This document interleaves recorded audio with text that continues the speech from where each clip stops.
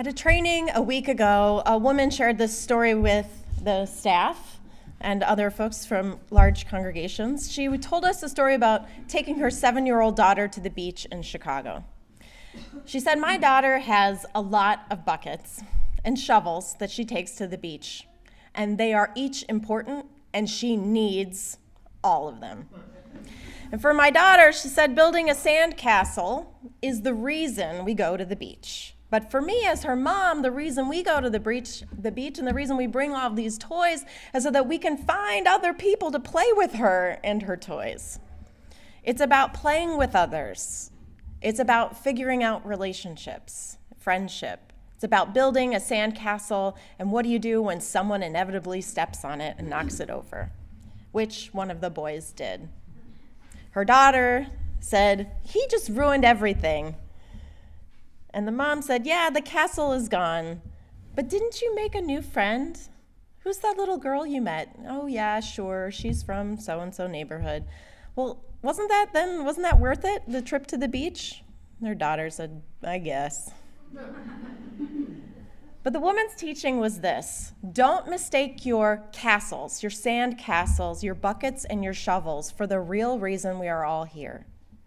We aren't called to things, we're called to people. The speaker's name was Rashida Graham Washington, and she's the executive director of Communities First Association. It's a Chicago-based organization committed to strengthening communities. And when we show up to do the work of strengthening communities, we first have to know what strengths already exist among us, and then find ways to build on them together. It can't be just a few smart individuals sitting in their office thinking about it, playing with their own buckets and shovels, right? Can't just be our own ideas and initiatives, and have the expectation then that when we implement those tools, that they're actually going to strengthen how a community shows up at the beach together. We might build an awesome castle, but it's not necessarily gonna build the strength the community needs to do anything. In the Riverbend neighborhood here in Des Moines, I don't know if you have seen this in the paper or followed this issue at all, but there are 2 proposed development projects for attractive land that surrounds the Grub Y. And both of the groups believe their proposal will benefit the community there, which experiences higher than average poverty and is more diverse than Des Moines as a whole.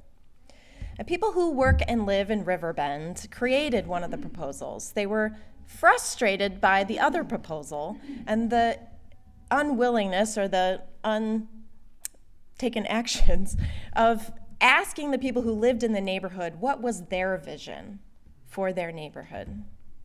The Register reported that the outside group called Pillars of Promise wants to consolidate under one roof several nonprofits that serve the roughly 13,000 residents of the North Side. An executive director of a nonprofit who is in that area already said Riverbend has an abundance of groups trying to eradicate poverty and doesn't really need new ones. What the youth and families in the area need are opportunities. Another local service provider said being poor is not necessarily about being broken. It's just about being broke at the end of the month.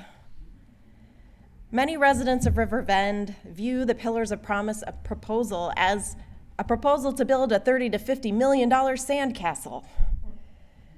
Residents, including CFUM, the Children and Family Urban Movement, who we prepare meals and serve with, and Amos, all these groups that we work with, they're asking the city to not just build sandcastles for them, but to include the people who already live there in figuring out how to work and live together.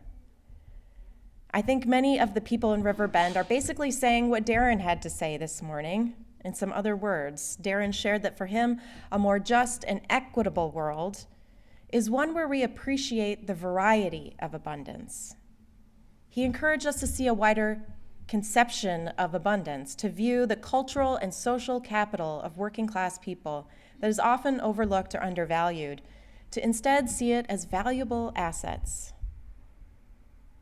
I attended a facilitation training once that taught you can view the people you're working with as objects, as resources, or as equals. And if you view them as objects, you're going to set the agenda for the work you're going to do by yourself, thinking that you know what's best and what they need. If you view the people you're working with as resources, you may seek their input on the work you're going to do and create the agenda, but in the end, you're going to make the decisions yourself because you believe you have more of the knowledge and what's best for them than they do. But when you work with people as if they are your equal, you can't even really frame the question until you're in relationship. You don't even know where to begin, what is actually needed. Because we don't know what's best for another. We know we can only find a way to do meaningful work when we're in conversation together. Social issues aren't things that live out there on their own. Social issues aren't things that we can solve with shovels or buckets or new sand castles. Social issues and challenges that live amongst us are things that dwell in us and in the ways we view one another and how we treat one another, how we create our institutions. Changing that to remember we're here on this large beach, not just to build castles with our fancy tools, but to actually engage and play and figure out how to be with one another. That's easier said than done, right? Remembering that when push comes to shove. But that is why we call such work a spiritual practice.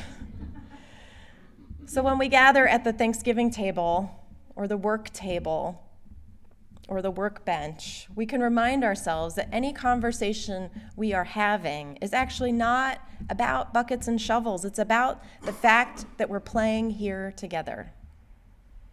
Changing the way we hold our own shovels and our buckets can have an impact.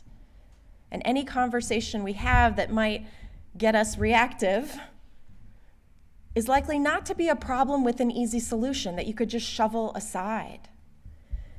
It's more likely that it's a tension we have to manage and with which we have to live. Rashida Graham-Washington said at our training, we confuse the buckets and the shovels for the work when we say, well, we've done a few sermons or workshops on racism. Aren't we done with that yet?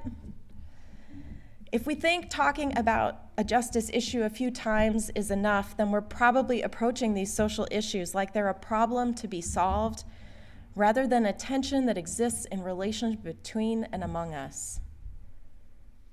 And when we look at our world this way, when we engage each other this way, the perspective shift can just open the door and wedge it open, holding ourselves open long enough that we might actually bring curiosity to the engagement with another. This we call often in this church creative interchange. Creative interchange is a theological term that describes the spirit in which we seek to enter engagement with others and life. We live with a willingness when we enter into life and with conversation with one another, we enter with a willingness to be transformed by one another. We enter relationship and conversation not to reiterate our own experience or thrust our reality on someone else, but we enter relationship to experience life itself in ways we never could on our own. We enter with a kind of openness that our experience with others could transform us in ways that we would never know had we not been open to them in the first place. A religious professor said it this way, as we meet in shared experience, we become more fully human in ways that we could have never predicted or bring about by striving to do so. Creative interchange is the experience of spontaneous human-heartedness and human thoughtfulness that opens us to increasingly widened and deepened appreciation and understanding of ourselves as individual people and to all other people on earth. At the training, Rashida was offering us tools, ways of being that we could use to help us engage in creative interchange, inviting us to see everyone as just kids on the beach. We're all kids on the beach playing with one another, reminding us that we're called to people, not to things.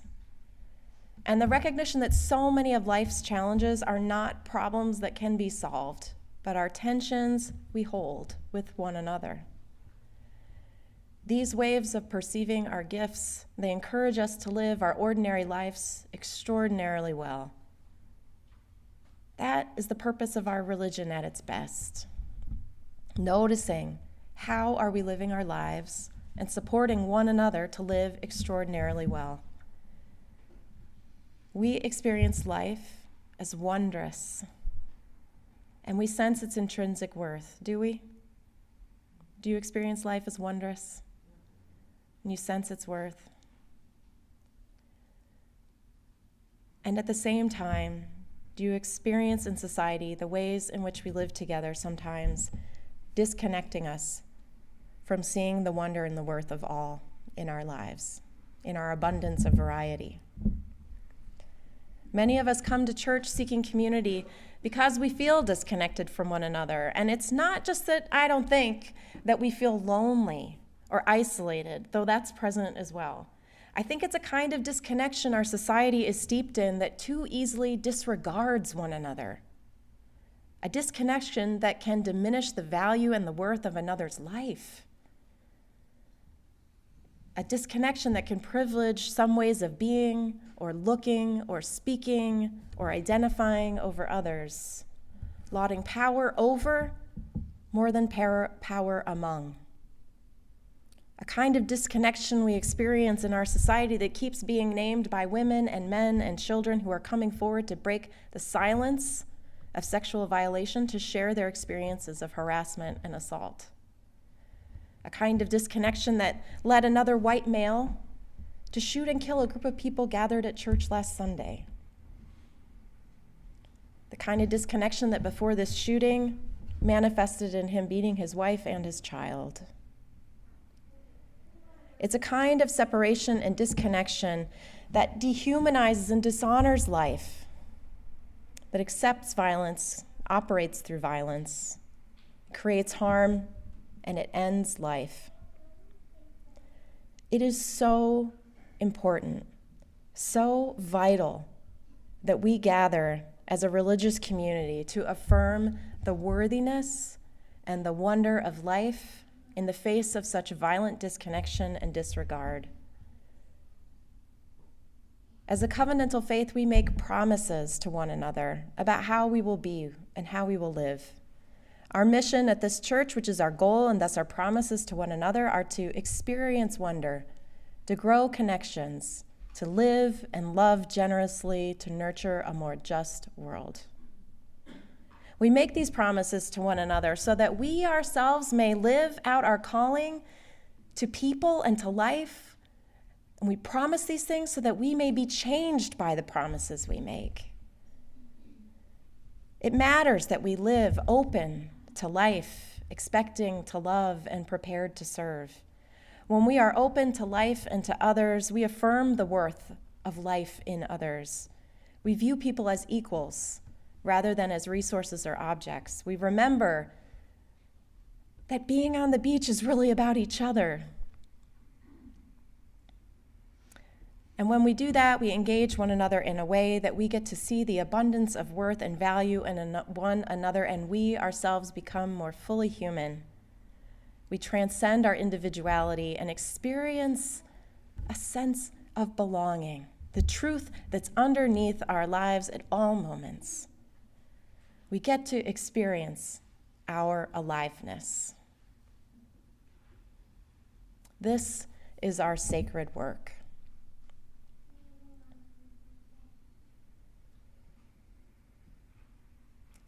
As we move on the beaches of our lives, wherever that may take you, let us remember that our living is not a problem. Our living is a source of abundance, of vitality, of experiencing the wonder that is existence. Our living is our path and our greatest teaching. May it be so. And amen.